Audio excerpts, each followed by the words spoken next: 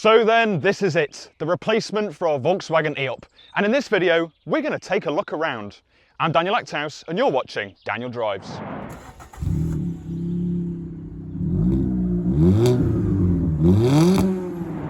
So yes, welcome along to our 73 plate Renault Megane E-Tech, a car that we've owned now for around a month, so we've got a good idea of what this car is actually like to live with. And what a first impression it's left on us. Obviously going from a 22 plate Volkswagen E-Up, a video which you can see on the channel just about a month ago, it was a good car, but going something like this, it's got more modern tech, and yeah, fancy screens and features that we've never even heard of before, so it's quite a jump up. And yeah, we've been really impressed with this car. I mean, just look at it. I think it looks really good. And on the camera, it's going to look like a big car, but trust me, it's not. It's probably, what, Volkswagen Golf sized. It's quite compact, but it makes use of the space quite well. And that's something Renault are really smashing at the moment, not only the design, but the whole electric stuff as well, because this makes a very good electric car. So we'd been set on a Megane E-Tech for quite a while, and I think partly the reason for that is we've always had Renaults in the family. We had a Scenic, we've had two Lagunas, and we've now also got a Twingo, Twiggy the Twingo, which you can see on the channel. Great little car. And this car had always appealed to my mum in particular, who's the one that mainly drives this car, and I think to all of us really, because the design is really quite striking. This is an iconic model, and you can tell that because it's got the F1 gold blade at the front, and with the iconic model, which is the top of the range model, bit of a boast I suppose, you've got all sorts of pieces of tech and extra cameras and stuff, and it's really quite a premium car, to be honest, which is quite surprising. So if you buy one of these new, you can expect to pay sort of around £33,000. And if you go higher spec to the iconic models, then you're looking at around 38, 39,000. And they've just introduced actually a little facelift, so you can get like Alpine Esprit editions and stuff as well. But this is a used car. This is a 73 plate Megane. And the reason we went down the used route was we got a really good deal. And that's a question you've got to ask yourself in 2025. Is it worth maybe buying a new Renault 5 electric, or maybe a new one of these? Or is it worth getting one that's 1 or 2 years old and has got, you know, a few miles on the clock? This one's only done about 14,000 miles. And it still comes with your warranties and stuff like that. So yeah, we went for it, and we've been really happy with it, to be honest. This one's in shadow grey, which I was a little bit unsure, you know, about another grey car because I like colour, you know, I like colours on cars. But on a day like today, it's beautiful, it's actually quite hot, you know, good for filming. It's shining lovely because it's a metallic-y grey, a bit like my Panda actually, although it's obviously completely different. And I think it suits the car really well, it's mature. Over the past few years, Renault has gone really bold with its styling philosophy across all of its range of cars, and I think it's really paid off. I mean, if you look at this car, I just think it's so cleverly packaged because it's got the kind of proportions of a bigger car with all the wheel arches and stuff, but it's not. It's compact, and I just think that is so clever. In a world where cars are getting bigger for status on the roads and stuff, this keeps it simple, this keeps it quite small package. And yeah, I think it looks really good. So let's get technical, okay? Unfortunately, I've forgotten the Daniel Drives book of notes, so I'm going to have to do it from my head. So this is an EV60 model, and that means 60 kilowatt hour usable battery. It's actually got a 65 kilowatt hour battery, but car companies like to give a bit of a buffer, really, to kind of save the battery a bit.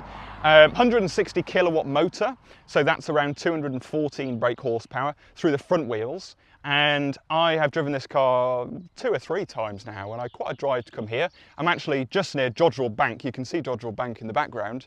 And I had a lot of fun, put it that way, in sport mode, because you can change the mode with multi-sense button on the steering wheel. And yeah, 214 horsepower through the front wheels, instant torque is addictive. And in a little family car like this, it's actually really fun. It's got kind of that hot hatch pedigree, which I know is going to be very controversial, but it does. It feels lively and it handles well around the corners. The F1 blade continues around the rear of the car, big fan of that. But yeah, I love the rear end of this car. I've got to say it looks really quite good. And it's got status on the roads as well, it looks brilliant. And one thing I really like is the Megane badge on the tailgate. The E is in gold and a slightly different font to obviously signify electric. And you've got E-Tech electric badge there as well. And talking of badges, Renault have reverted back to the old style badge. And that's a trend that a lot of car manufacturers seem to be following at the moment to tap into their heritage and their history, which I'm a big fan of. You know, you look at Citroën, you look at Peugeot, Volkswagen as well, the list goes on, obviously Renault. But I think the biggest story really around the back of this car is perhaps the rear window. It's very shallow, and the rear visibility in this car when you're driving isn't the best. But luckily, on the higher spec models at least, there's a rear view camera, and it takes a lot of getting used to, but once you're used to it, it's actually pretty good, especially on motorways, and there's plenty of warnings, you know, bings and bongs and stuff that go on as well, warning you of your surroundings. But no, I really, really like it. Tiny little rear wiper. The sweep is minuscule. I think the blade is only about 10 centimeters or so, but the boot is very simple. It's just button operated, none of this electric nonsense that always fails on you. And if you've got a dog in the boot, then it never wants to shut, does it? Let's be honest. Tiny little button here. The boot pops open, and there you go. Nice and simple. What was ever wrong with that? Let's be honest. And I've got to say, the boot is actually a really good size. It's quite a drop. Very common with EVs actually, because you've got no fuel tank in the back, obviously. You've got a little false floor where you can keep the charging cable, and we also keep the third rear headrest as well to increase a bit of the rear visibility. But no, I think if you're going on a family holiday, you can rely on this boot, and it can fit a person in the back. The Daniel Drives boot space test is back, ladies and gentlemen. Viewers of the channel, I'm going to clamber aboard. Now I'm not going to close the boot because I'm actually filming alone today. So I think, you know, in the middle of nowhere by Jodrell Bank, there's not going to be many people to come and save me. But yeah, full marks for the Renault Megane E-Tech. Okay then, let's climb aboard the Megane E-Tech. Oh, come on. I love a car with an opening chime, almost like a theme tune when you get in it. It just adds so much character.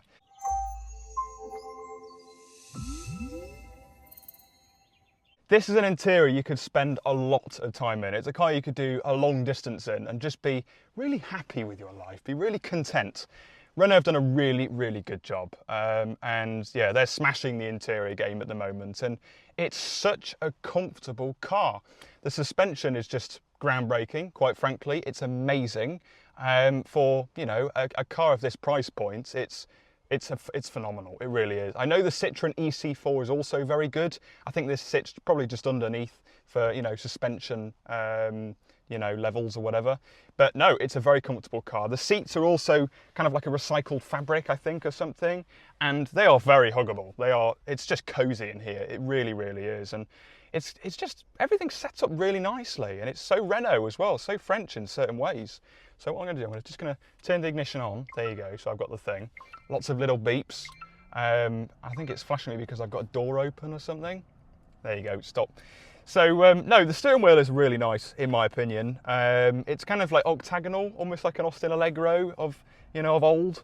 But I mean that as, you know, as a compliment because I really like it. I think it's lovely and it feels nice to the touch as well. It's heated as well. You've also got heated seats. And yeah, everything's kind of angled towards the driver as well, the infotainment and also the climate control. And thank you, Renault. Thank you is all I can say because there's actual physical toggles for the climate control. So many car companies are going down the touchscreen haptic route and stuff. You know, you look at Volkswagen, very similar screen, very similar layouts, but you've actually got, you know, touch, swipe, sensitive buttons and stuff, which when you're driving and you're concentrating, you have to look where you're actually pressing. When, you know, when you've got a toggle like this car, you can do it by, you know, by touch. And I think it's so much safer and so much more user-friendly. But no, the whole infotainment screen is really good. It's responsive. It's also powered by Google as well, so you can do stuff like, okay, Google, turn on the air conditioning. Sure. Turning on the aircon. And it's turned on the aircon. That's amazing. You can do quite a lot of stuff with that. You can navigate certain places. You can change radio station, play a song through Amazon Music or Spotify or something. You can hear the aircon thing buzzing away. Okay, Google, tell me about the Renault Megane E-Tech. According to Wikipedia, the Renault Megane E-Tech Electric is an electric car produced by French manufacturer Renault since 2022. But no, it's really nice in here. If you like stalks, there's plenty of stalks in here. On the left-hand side of the steering wheel, you've obviously got the indicator stalk and light stalk. And on the right, you've got three. You've got three stalks, which is probably my only gripe. Because when you're driving, especially me, who's relatively unfamiliar with this car, I don't drive it often, you get in it and it's like, wow, you know, which stalk does what? You've kind of got like a lipstick thingy as a, as a gear selector. You press it in for park, down for drive, up for reverse, etc. And I think that's quite nice. I like that. It means you can just keep your hand on the steering wheel when going, you know, from reverse to drive. You've also got the wiper stalk, and just underneath you've got the very Renault and very French infotainment stalk where you can control the volume and everything. And it's nice that Renault have kept that, but yeah, there's quite a lot of stalks going on here, and I have found myself, if I want to clean the wipers or something, I've hit the wrong stalk, which is never what you want to do. Plenty of buttons on the steering wheel. You obviously got your cruise control, and you can change the view ahead of you on the screen as well, so you can have Google Maps. It's really clever in here, very high tech, and the infotainment especially is very impressive. It really is. Obviously Apple CarPlay, all the usual stuff. You can access your cameras, and yeah, top marks really. I think the only thing I noticed when I was driving is I'm a man spreader. Okay, there's another confession. Jeez, and this obviously having no transmission tunnel because it's electric. You've got no center console. You've got a little bit here to store stuff like, I don't know, your water bottle or something. But I like kind of resting my knee against something when I'm driving. Like in the Panda, I've obviously got where the gear transmission tunnel is here, where you've got the gear stick, and the same in my Z4 as well. But in this, you're forced to man spread, which actually is quite unnatural when you're driving. And obviously your left leg's completely redundant because you've only got 2 pedals. That's probably the only thing. I like having it so open here, but if you're a man spreader, then maybe that's something you need to kind of, I don't know, maybe you can build something here, like a knee rest, but that's probably my only thing. The whole driving position and everything about this car is really nice. And you've got Harman Kardon on the iconic models, the stereo system, speakers up there, speakers in the doors, subwoofer in the boot, speakers in the rear. It sounds really good. Weird how the door handles are at the top of the door. It's a bit like a Clio or a Duke or something. I do quite like it, it's quite sleek. This is an important test. In the back of the Megane E-Tech, the driver's seat's in my position, which is always a tough test because I'm 6'2" and I do like being, really far back. I'm going to shut the door, and you know what? Headroom is not too bad. You can't really wiggle your head around, but who does that unless you're weird? If you're just sat here, you know what? It's not bad. The rear seats, again, they're quite squashy, quite comfortable. Legroom is, it's okay, but that's again in my driving position. If you're normal and smaller than me, then you're gonna have plenty of room back here. The one thing I would say though is it's quite claustrophobic, quite dark, because the rear windows are tinted and also quite sloped, and I mentioned the rear window earlier on. You haven't got much light in here, so I guess if you get travel sick, I do, then it might not be too good. The headrests also don't really allow you much vision forwards, and you can't pull the hair of the driver, which is always a fun game to play. But no, again, because there's no transmission tunnel, you've got a completely flat floor. So if you're a 5th passenger and you're unlucky enough to be sat in the middle, you're up a bit higher. My hair's brushing on the roof of the car. It's not too bad, but you've got a completely flat floor, so you're not having to spread your legs, over onto the other passengers next to you, which is never very nice, especially if you don't know each other too well. But no, you've got Isofix and everything, and yeah, it's not too bad really in the back of here. Right then, let's go for a drive. Knock it into D with the little lipstick stalk, whatever you want to call it. I do like it. It's a nice little quirk. There you go. Another thing I really like is the noise the indicators make, and it's one of the only cars I've been in, you can actually change the volume of the indicator noise. It's such a smooth car. I'm using Google Maps through the infotainment. You can use CarPlay and stuff, but I'm using Google Maps, and that means you can have the maps actually in front of you on the display just in front of you. I think it's a really nice touch because again, it's not distracting you. You're not having to look down at the map or anything. It's just in front of you. Nice and simple. Now, when you first get into this car, it does feel a little bit on the large side, but you very soon learn it's not. You very soon learn where the corners are and everything, and very quickly you figure out the proportions of the car and everything, and it's actually very, very easy to drive. But yeah, when you first get into it, it's daunting because of the blind spots at the rear and stuff. But then you learn to trust the cameras and the tech that you've got in this car. And there's a lot of cameras, all on the mirrors and everything. You've got paddles on the steering wheel for the regen. I like regen when I'm driving an electric car. I do like it quite strong. There you go. Try not to crash into the other cars that are bombing around these lanes that they know better than me. Wouldn't be very good. I don't want to go home to my mum and go, yeah, the Megane, it's a great car, isn't it? But it's currently in a hedge. Don't really want that. But no, super smooth, and the power. Boy, I still can't believe the suspension in this car. It's so well set up, and the dampening's incredible, it really is. And when you're going down a bumpy old piece of road or a country lane, which, let's be honest, in the UK is almost every road, this car is so well suited to it, and it manages it so well, almost like it's freshly paved, which I think is the ultimate compliment for a car like this, because not every car is, you know, this soft. It can be quite crashy. Benefit of EVs, the instant torque at junctions. There you go. Whey! I've got it in sport mode at the moment, and I've got to be honest, I tend to keep it in sport permanently. My mum does the same, but you have got loads of modes. I've gone through this already, but you've got Perso, Comfort, Eco, and then back to Sport. And when you go through the modes, it changes the ambient lighting on the doors and on the mirrors and stuff, which I think is really nice. So when you're driving at night time, when you're in Sport, the car is like a really cheeky red. And when you're in Eco, it's green, you know, because you're saving the planet in your electric car. But no, it's fantastic. It really is. I'm a big fan of the way this drives. Got a good old corner now. It hangs on well. I've got to say, it hangs on well. The E-Up we had before this, it did roll into corners because the tyres were really skinny. But this seems really competent, to be honest, around corners. And I was on the motor earlier on. I was on the M6 to where I am now at Jodrell Bank, which is a good place, by the way. It's really nice. You can see actually the 2 Jodrell banks in the side. It's like something from Star Wars. But along the motorway, it's so comfy, you kind of forget you're doing the speed you are. Like, you're travelling at 70, 72, dare I say it, maybe 73. Don't shoot the messenger. But yeah, it's really smooth, and you've got your cruise control, dynamic and everything, so it follows the car in front. Yeah, and when you've got the Harman Kardon sound system as well, it means you can listen to Trevor Nelson on Radio 2 and blow your ears off. It's fantastic.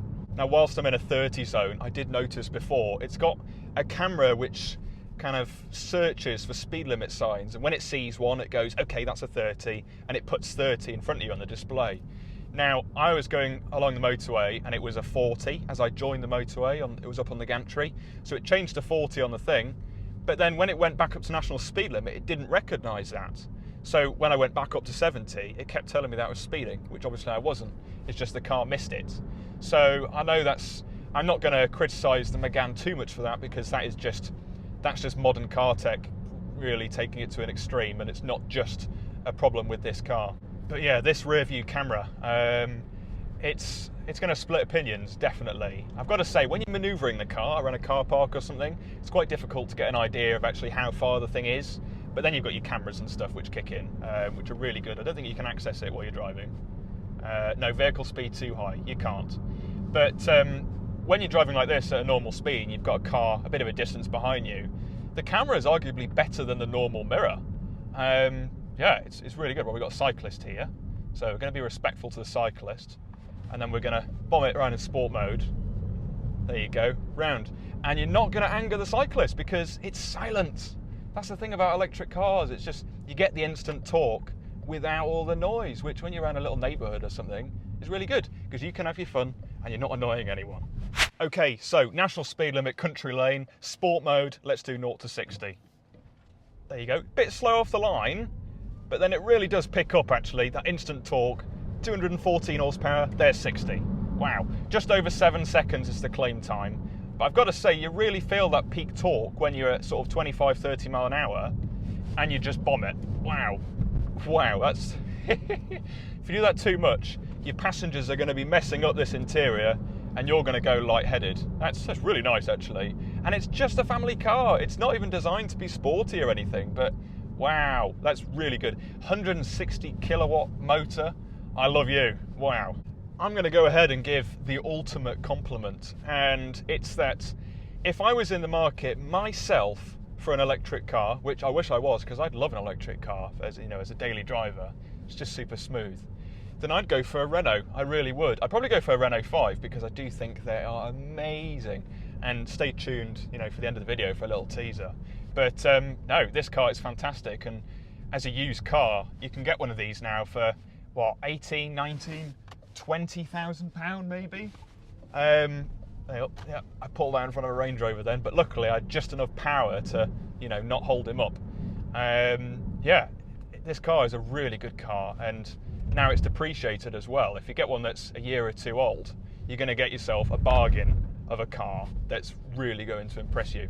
The soundproofing in this car as well is amazing. You know, you can be in this car and you just feel so enclosed away from the rest of the world. It's a really calm car to drive, it really is. And you can have your music on as well through the Harman Kardon, as I've said many times. And yeah, it's just super comfortable and it's just like a living room on wheels. So there we are then, our new to us Renault Megane E-Tech. We're so happy with this car, it's fantastic. And I'll tell you a story. I pulled up here to film a video and I got out the car was off. I went round to the back to set up the tripod and the camera gear and stuff. And the car started buzzing, like making a bit of a vibration noise. And I was like, that's odd because the car's off. It's not like anything's running or anything. So I went to the front of the car, looked through the window and I could see on the screen it was conditioning the car ready for me to get back in. And it's those little features that really make such a difference to the ownership experience, because somebody at Renault and other car companies as well have clearly gone, oh, I wonder, there might be a scenario where somebody's filming a YouTube video on their car and they're not going to want to get back into it afterwards and cook. You know, they're going to want to be nice and cool. So yeah, we're still finding out so much about this car and I hope to do lots of content with it. So is there anything you want to see with this car? Any road trips, any challenges, twin tests, more reviews? I can do another one maybe. Because I'd like to do it. Lots of EV content, because I'm a strong believer that you can like both internal combustion engine cars and electric cars at the same time. I've been a fan of electric cars for a long time now, and I do think the rise of EVs is very exciting and not something we should all, you know, and ah about really. If only I had a Renault 5 to compare it to. Stay tuned.